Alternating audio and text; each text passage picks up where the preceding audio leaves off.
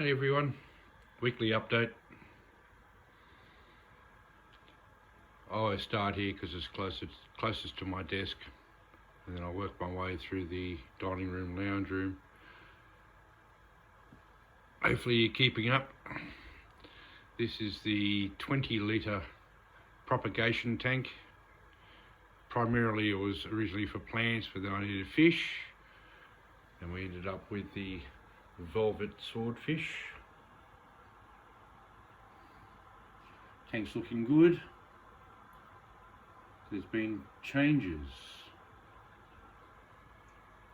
Originally there was 5 velvet swords, and if you remember from day one, that boy there was harassing, being quite aggressive, and I said I'd keep an eye on it and see how it developed.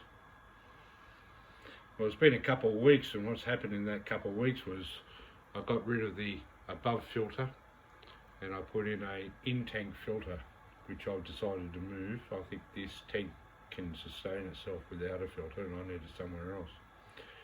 The moment I did that, 2 of the swordfish were hiding around it and under it all the time, and I didn't actually think too much of it. I was observing it.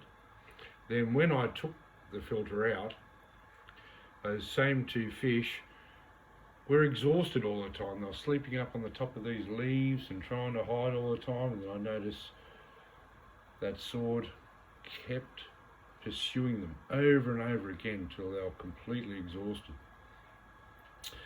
So for everybody's sake, I decided to take the other 2 out, and they've gone to a better place. Since then, absolutely, tank is calm. Yes, he's still being a boy with his girls, but it's so much more peaceful. So it goes to show, I heard how many fish you can keep in certain tanks and how much you can put in there. This tank can handle more fish, but can the more fish handle more fish? And that seems to be something you need to consider and have a backup plan for, and I'm lucky that there is a backup for them. So at the moment, this is a peaceful, happy tank again, and potentially they will breed, which would be lovely too. I do have some very fine mesh ordered, which I'm going to make a cube to sit in the corner over there. So if they do have babies, the cube is a safe spot for them to hide, because it's not a big enough tank for them to separate themselves, and so at least they can swim into the cube and give the adults a middle fin and say, up yours, I'm safe.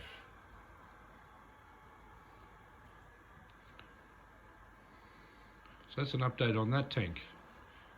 Let's go to what I call the main tank, the original tank.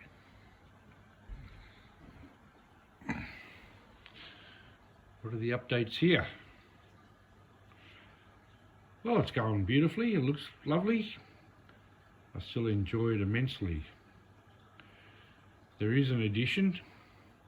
I've put in Java moss up there. You can still see the elastic band at the moment that's holding it on there, but that'll get covered up by Java moss probably within the week. You can check the video next week to see if that's the case. And I'll put a little bit more just down the back there, hoping that creates between that spot and that fine grass a safe spot for any creature that needs some safety. We've still got the 3 platies. There was a story to the platies last week that we're down from 5 to 3. Still loving my blue eyes. In fact, I love the blue eyes so much, I've got more ordered. They're coming. This is going to be a blue eye tank.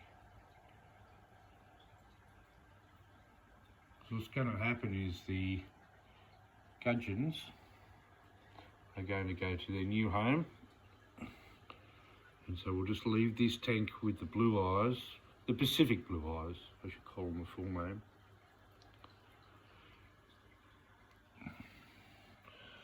I don't even know how to catch the platies, and they're doing a good job of keeping the tank clean, so long as they don't cause trouble, I'll leave them in there. But anyone paying attention will notice that all the white cloud minnows are missing. They've also gone to a better place. Alright, time for the big reveal. It is a big reveal because it's dark. Look at that. Dark, dark, dark. Watching. He reaches down. I hope I find the right button. Here we go. There's the 4-foot tank. No, I haven't put the curtain up yet to cover the buckets. Let's have a look. I told you that I'd set it up in memory of the fellow who gave it to me, and that was his shipwreck that came with the tank. So I have included that in the tank.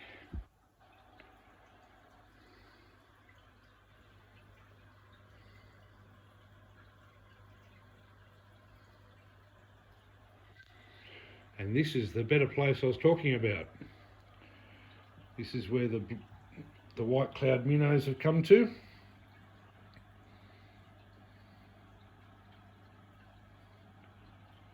They're the rosy barbs I've taken from the other tank. This is their original home.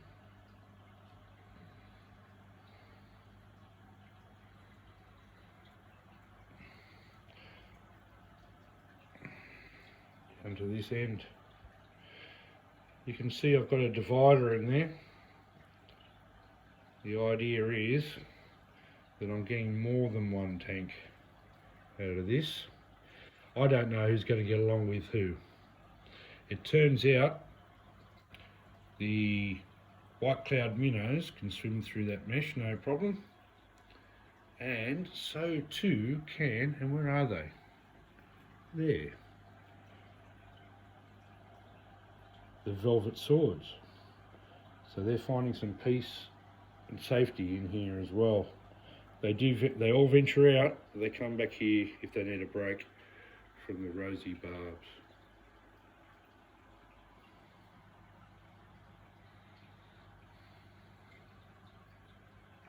I have got a new light for it.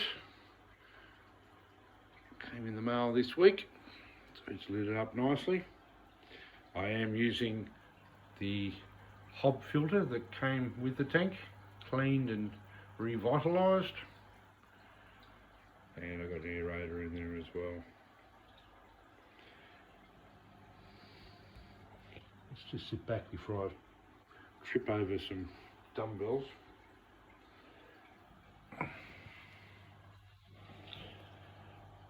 I'm really very pleased with it. I went to Dudley Beach, Lake Macquarie, New South Wales, Australia this morning. I was there for sunrise. It was gorgeous this morning to pick up some shells. So just by chance, because I was given that shipwreck, it was going to end up being a nautical theme, wasn't it? So the sand is still a proper substrate, it's still got dirt. Then I used some of the old substrate from this tank, which had lots of nutrient, and then capped it with beach sand. That's what we have. And so it makes sense with a nautical theme to have some beach objects in there. So I spent hours looking. Many of those rocks are from the beach. And the shells, of course, that's where they're from. And some oysters. Now, all those plants are going to grow, they're only just recently planted. Especially these ones either side of the barrier will grow up to the height of the water surface, and you won't notice it as much. I hope you like the idea of these plants here. I forget the names of everything, but as they grow I'll keep cutting them and planting them so it looks like kelp growing between the shipwreck. And all the fish are swimming through the ship structure, and I was very careful not to have the ship in the middle of the tank broken exactly in half, as if it's still all linear and straight but broken in half. In my mind, that's not how a ship will settle on the bottom of an ocean after it's been smashed upon the rocks. So there's one thing I'm really enjoying about these aquariums is the creativity and visualising. Then you visualise and you use what you have, and then you find something and you work that in, and you might change things. Just so much fun. So I watched a beautiful sunrise on Dundee Beach this morning, gathering items, taking photos as the sun came up. Look at the colours in that rock and the shape. Awesome. There's one of our velvets. Yeah, he was picked on so bad, close to death. Well, I also have some shrimp in the mail. So the idea is I'll breed shrimp. Even though this is a nautical theme, just remember it is fresh water and cold water. So things can look different to what they actually are made of. So I'll put shrimp in this side, and hopefully they'll breed and I can share them. Yeah, what are they called? Glass shrimp, ghost shrimp, which are common in Australian creeks and rivers. And I'll put those in the native tanks as well. So it's all come along. Let's see it from a distance. That barrier is not straight. I know it's not straight, but it's all about perspective. When you look from here, it looks straight. If it was straight from here, it would look ridiculous. So that's the artistic flair within me coming out. And then you get distortion from the glass and the water anyway. Right, you might also, those who are observant, notice there's only 3 rosy barbs in there when I had 5. So let's have a look at the drama that's going on over here. This is the native tank, and Kaz currently thinks it's rubbish. She thinks that this is broken. It's very, very tan from all the wood in there. I had a lot of trouble catching the rosy barbs, and those 2 there, they just will not be caught. Can you imagine how difficult it is catching a fish in here? So today I decided I was going to actually just empty out most of the water so that I'll reduce their scope for escape. I just didn't get round to it. Now, although this doesn't look pretty at the moment, it is going perfectly fine. Everything's growing. There's roots on all the plants. The water lily leaves are grown probably 1.5 inches in a week. So those little fish are all doing well. The ones I caught down at Cockle Creek last weekend. So no, it's all good. I did put the filter from the 20 litre in there, just to give it a bit of a helping hand. Just watch this space. This is a project. It's going to take time. Up there you can see there's the two 10 watters and the 20 watt in the middle. They're on timers now. The 20 watt comes on from 10 till 2 as if it's midday, and then it's just left with the two 10s. I'll pretty all that up later on. Up here we've got ferns growing out the top. They're doing really well. We've got moss and ferns. That fern is from the bricks along the side of the house, just growing out of the mortar. So is that one. That I moved from the 20 litre tank just because I need some roots down the back of this for the little fish. And that's the one I hung up from Winding Creek last weekend. All doing well.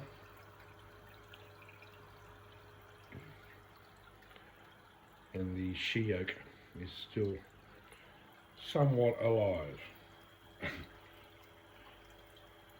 To be honest, even if I planted that in dirt and had it outside, it would struggle.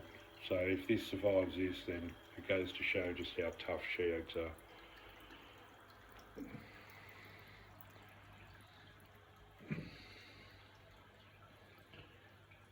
One last look at the 4 foot.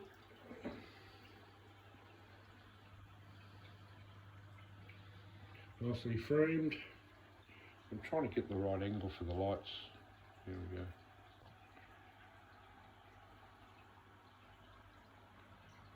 Happy, happy fish.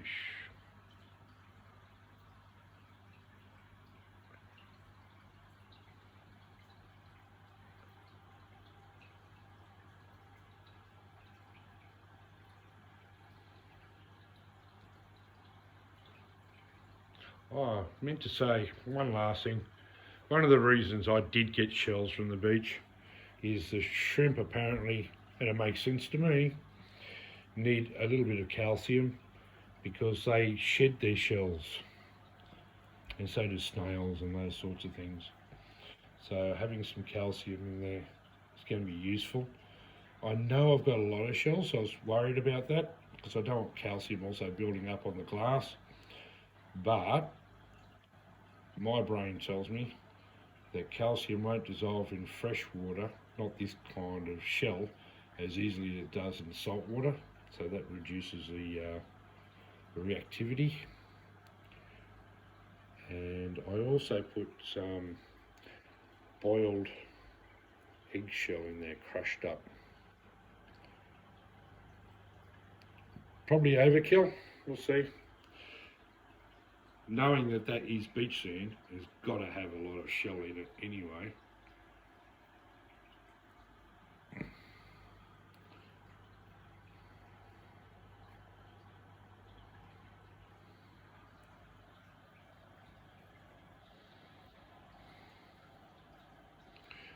And this plant was just growing out of the sand on the beach. No idea what it is. Another experiment. See how that goes.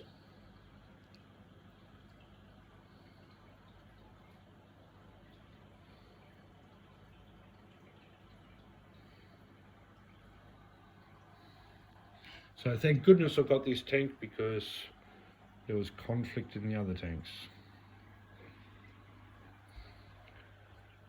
This is the everything shop.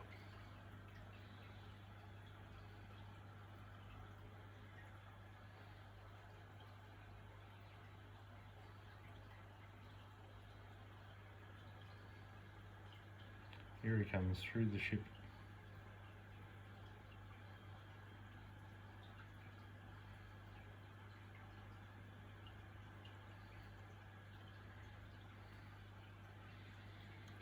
The rosy barbs go around and get a mouthful of sand, swirl it around their mouth and spit it out. That's always fun to watch. I can't wait till their two friends join them. The friends in the other tank don't realise they're going to be much happier here because all they do is chase their own reflections in the other tank looking for the other three. But we'll work that out during the week. Good night.